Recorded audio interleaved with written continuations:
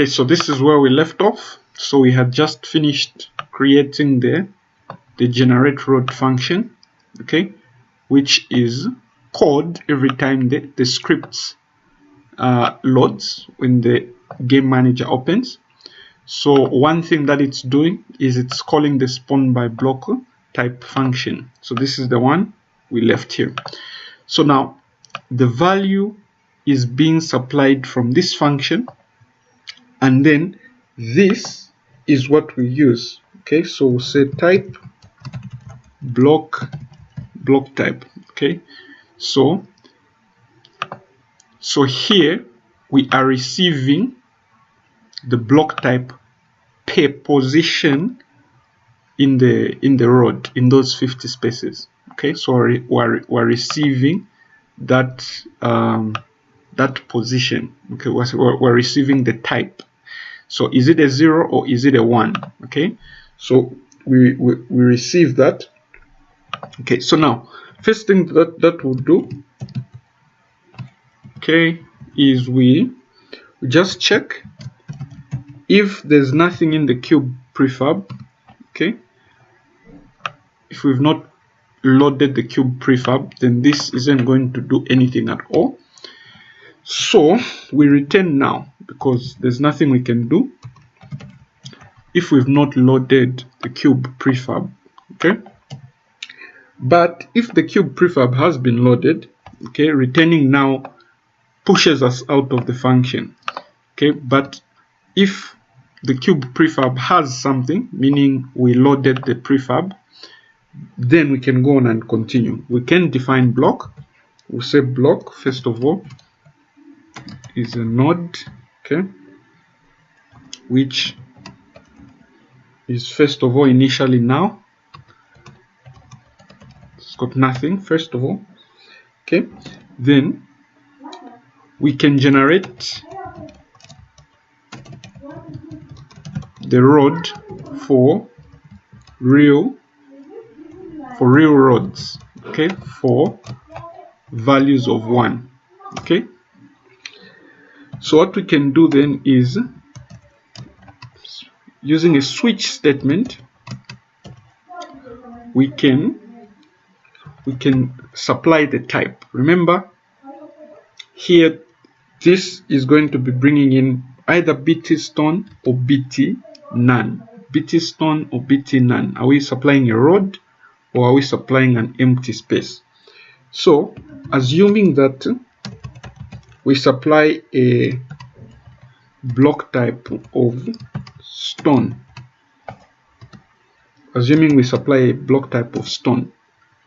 then the block is going to be instantiated from the cube.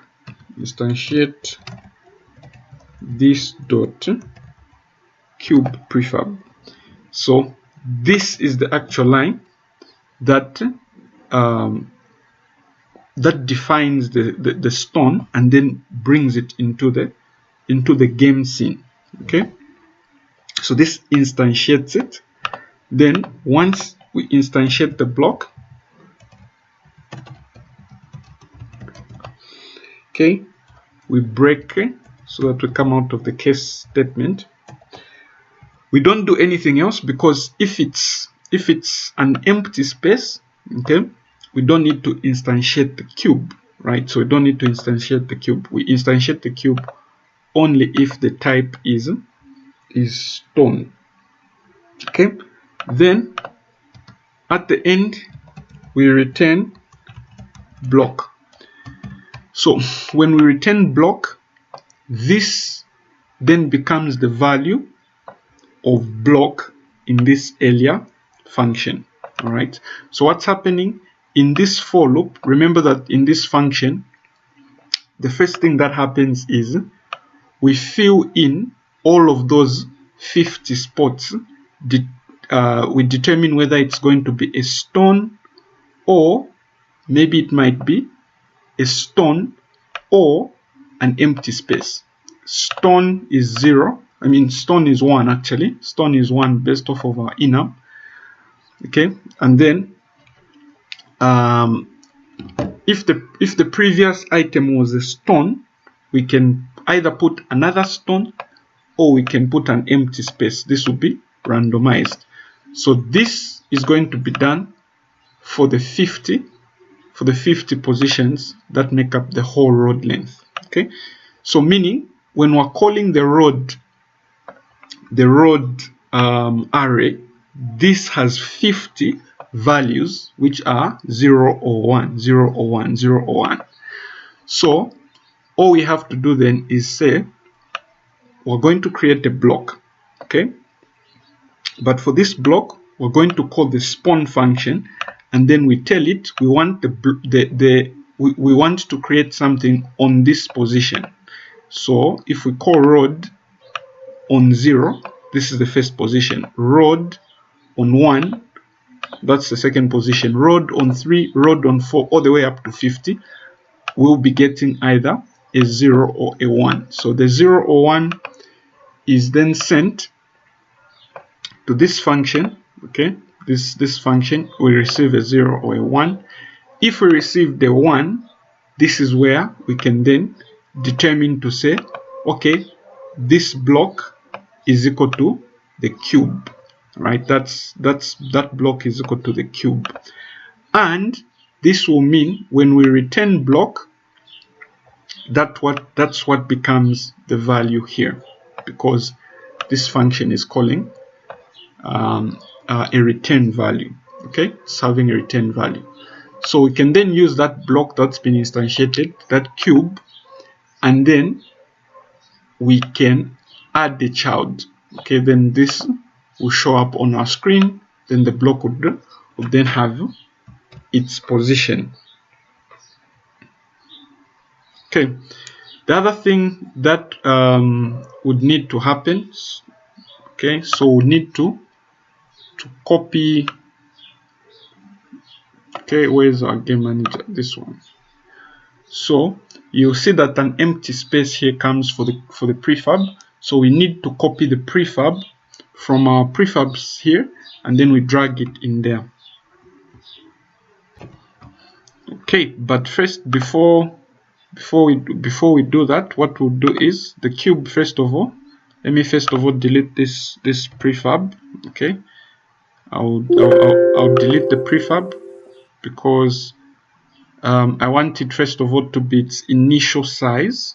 Okay, because the road is I want the road that's generated to be small. Okay, where is the cube? Okay, I think it's gone. Okay, I'll create another one, cube.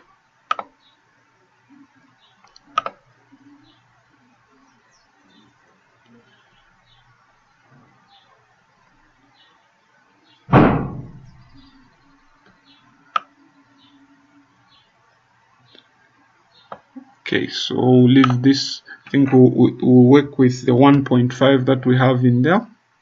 So negative 1.5. Negative 1.5 on the x-axis. Okay, so this is our cube. Okay, so then, yeah, then this can be dragged into the prefab. So the previous one was a bit large. Okay, then we can drag it inside our game manager. So we'll drag the cube inside there. Okay, we save. Then let's see if it generates.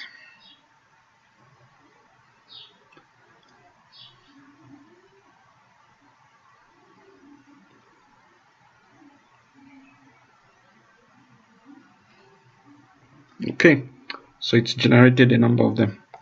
Okay, so that's fine.